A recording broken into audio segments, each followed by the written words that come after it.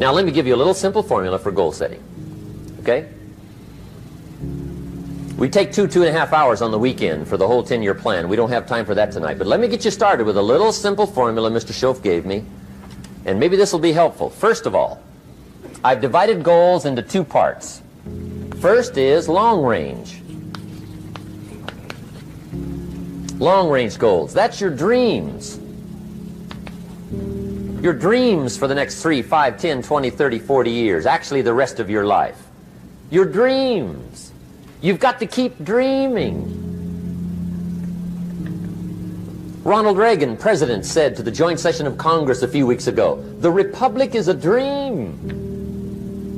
And if we don't keep dreaming, we will lose the Republic." Your better future is a dream for yourself and for your family. Where do you want to go? What do you want to do? What do you want to be? What do you want to see? You've got to dream dreams. There's a Bible phrase that says, without dreams and visions, people perish. You've got to have something to go for that inspires the heart and the soul.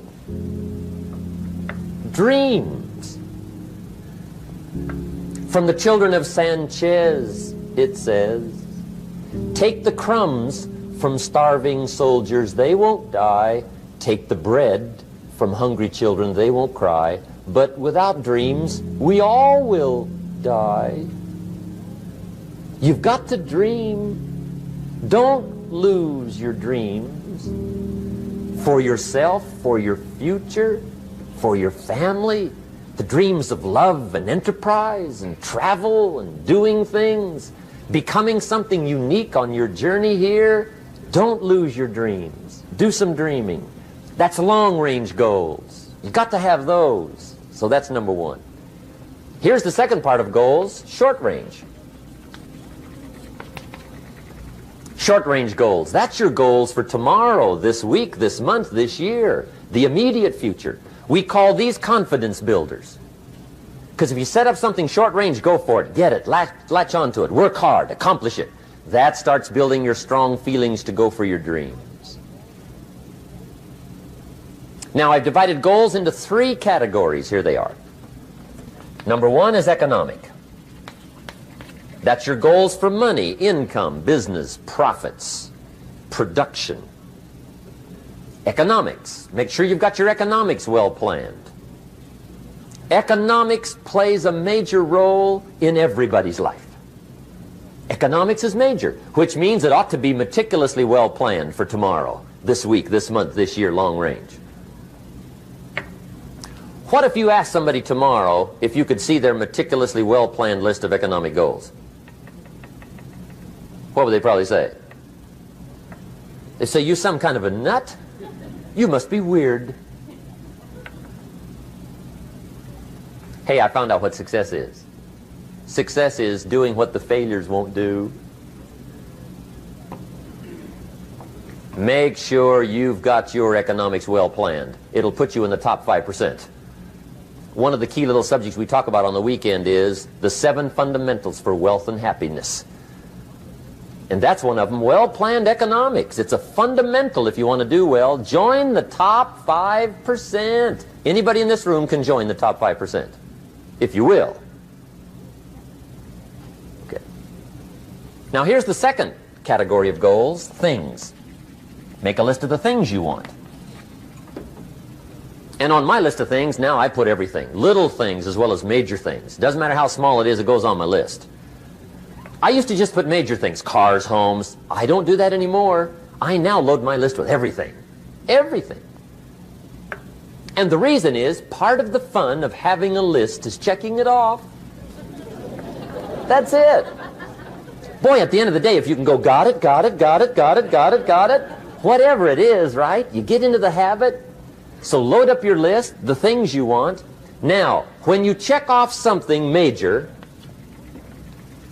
celebrate. That's an important point to make. Celebrate your achievements. Live it up. Have a party when you reach something you've worked for a while. See, we all grow from 2 experiences. One is called the pain of losing. The other one is called the joy of winning. We need both of them. Amplify them as much as you can, which also means make losing painful. If you set up something, fooled around, didn't get it, put it on yourself. On the other side, if you did get it, congratulate yourself. Self-congratulations is a sign of maturity. Seeking congratulations is a sign of immaturity. But hey, winning and losing, see, that's what it's all about. That's the name of the game. Now, some people lead such mediocre lives, at the end of the day, they don't know whether they're winning or losing. They got no clue. Guy's just going through the day with his fingers crossed. There's a better way. Okay, here's the third category of goals: personal development. Put those goals together. Personal development goals. That's your goals to be stronger, more decisive, be a speaker, be a leader, learn a language, all kinds of skills. Okay? The whole weekend seminar was designed to improve all your skills so that you walk away more skillful. And that's what you want, the personal development skills. That's what attracts, that's what brings good things to your life, the person you become, more skillful. Now, this is quite a package to work on. Economics, things, personal development. For tomorrow, this week, this month, this year, long range. Okay? That'll get you started. Now, here's the simple formula for setting goals. It goes like this. A, work on your goals. That's step one. Work on them. And I put the word work there deliberately. Setting goals is plain hard work. I don't want to kid you. We haven't come here tonight to kid each other. It's work. I know it's work. That's why a lot of people just let it slide. It's work. Many people work hard on their job, but they don't work hard on their future. They just let that slide. And the work involved is making plans. I know most people don't. I understand that.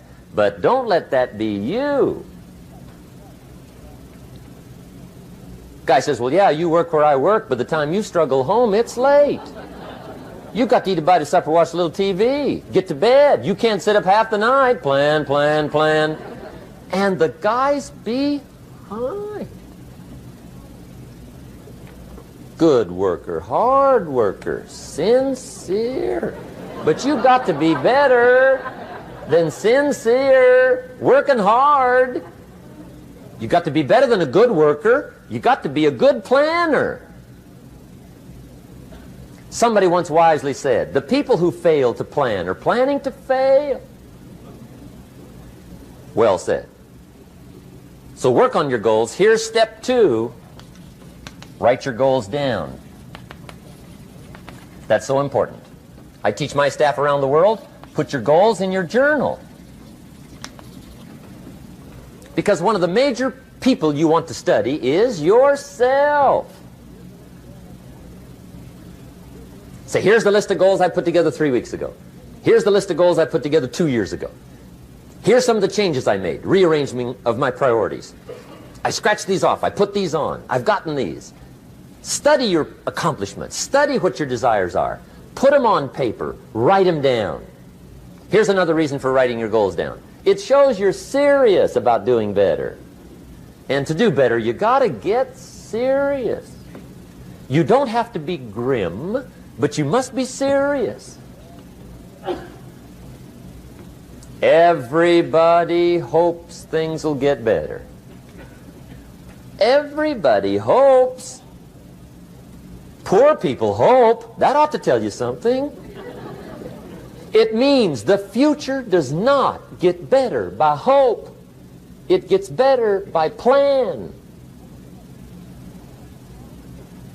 I used to have the affliction called passive hope. It's an affliction. It's bad. Probably what's even worse than that is happy hope. Now that is really bad. That's bad. Happy hope. The guy's 50 and he's broke and he's still smiling. See, that's not good. So get serious about your goals. Put them on paper. Write them down. There's all kinds. His goals, her goals, their goals. Business goals, financial independence goals, family goals. I mean, there's so many things to work on this that if you don't get busy and work on it, sure enough, the time will pass. And sure enough, 5 years from now, you'll wind up where you don't want to be, wearing what you don't want to wear, driving what you don't want to drive, being what you don't want to be. Now's the time to fix it. Now, here's the third step to your goals. Check the size of your goals and the kinds of goals. How big they are, what kind they are, affects you. And here's one of the important phrases of the evening. Your goals are affecting you, whatever they are. Your goals affect your handshake. Your goals affect your attitude, personality. Your goals affect the way you walk, the way you talk, the way you dress. All day long, we're being affected by our goals. Now, some people have goals, but they have such lousy goals. The effect is bad. I asked a guy one time, what are your goals for this month? The guy said, look, if I could just scrape up enough money to pay these lousy bills. That was his goal. I'm not saying it isn't the goal. It's a goal, but it's such a lousy goal, the effect is bad. You don't jump out of bed on Monday morning and say, oh boy, another chance to go out and scrape up the money to pay my lousy bills. See, you don't do that. Usually you say, oh, not another Monday.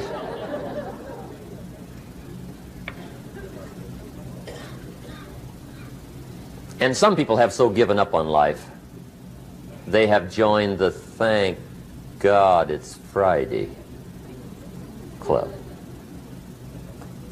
How sad. Surely those are the same people, when life is over for them, will say, thank God it's over.